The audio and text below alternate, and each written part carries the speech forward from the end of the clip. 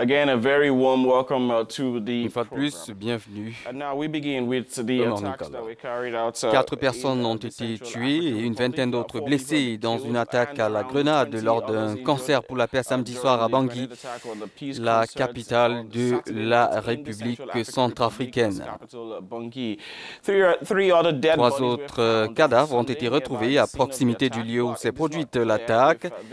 Même s'il est difficile de savoir si ces meurtres ont un lien avec l'attaque à la grenade, les autorités centrafricaines ont annoncé l'ouverture d'une enquête en vue d'identifier les coupables.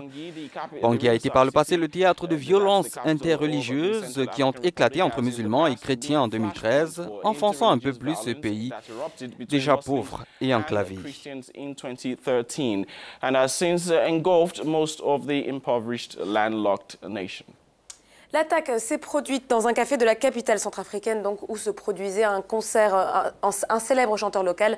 Le café visé au carrefour de la paix se situe à la limite du 3e arrondissement de Bangui, le quartier musulman de la capitale, surnommé PK5 et épicentre des violences communautaires ces dernières années dans la ville et du 5e arrondissement. Il faut savoir que Jean-Paul Mbele, alias Ozaguin, le roi centrafricain de la rumba, se produisait ce soir-là dans le café en question et qu'il a échappé à la mort, même si 6 de ses musiciens, eux, ont été touchés. Le colonel Noël Bienvenu Célesson, responsable du projet DDR, donc de réhabilitation et de réinsertion à la présidence de la République, est avec nous au téléphone depuis la capitale Bangui, la capitale centrafricaine, pour nous éclairer donc sur cet événement.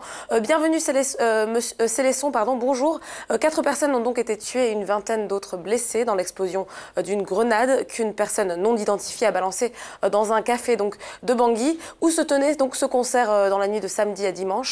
Que pouvez-vous nous dire sur cet incident? Il y a quelque chose à dire déjà. Il n'y a pas de lien à faire entre les communautés. C'est des incidents survenus et de manière incontrôlée. Donc, il n'y a pas à dire que c'est venu d'une communauté contre une autre communauté. Déjà, c'est ce que je peux dire. En attendant, il y a une enquête qui est ouverte par le ministère de l'Intérieur qui définira en tout cas les responsabilités pour ce qui est des auteurs. Mais pour le moment, on peut dire qu'il n'y a pas à dire que c'est telle communauté contre telle communauté. Voilà ce que je peux dire de l'incident. Monsieur Célesson, un forum des investisseurs s'est tenu récemment à Bangui pour les inciter à venir investir dans ce pays. Est-ce que ce genre d'incident n'est pas de nature à les dissuader? Comme on le sait, la dynamique des groupes armés, ils ne sont jamais constants. Mais pour l'heure, les 14 groupes armés autour de nous sont dans cette logique. Et je peux dire que ce qui s'est passé n'a rien à voir avec le processus de DDR. Alors, le processus du DDR a été enclenché à Bangui pour amener la sécurité et la paix dans le pays. Il semble que certains anciens miliciens ont choisi de ne pas adhérer à cette initiative. Je suis parfaitement d'accord avec nous que pour les investisseurs, le premier facteur qui rentre en ligne de compte, c'est d'abord la sécurité. Et du côté du gouvernement, nous continuons toujours à mener cette lutte pour que la sécurité au moins se revienne. On est tous d'accord que même aux États-Unis, le principe de zéro mort n'existe pas en Centrafrique.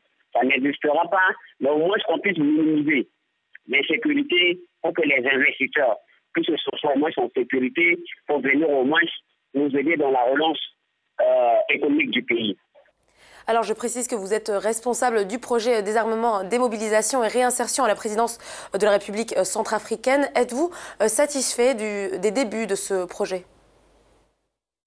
On ne perd pas de vue que le gros programme national de DDR n'a pas encore commencé en République centrafricaine. Ce que nous sommes en train de faire, il s'agit d'un projet pilote initié par le président de la République, chef de l'État. Et comme tout projet, le projet pilote va nous permettre de corriger les faiblesses et bien nous mettre en condition pour le gros programme national de DDR. Est-ce que je suis satisfait? Oui, je suis vraiment satisfait. Parce que sans le projet pilote, aller directement au projet DDR, je crois que c'est aller directement au mur. Et je suis satisfait parce que dedans, on y a tiré beaucoup de leçons. Et il nous manquait aussi beaucoup de choses qu'on doit maintenant corriger pour aborder le gros programme national de DDR.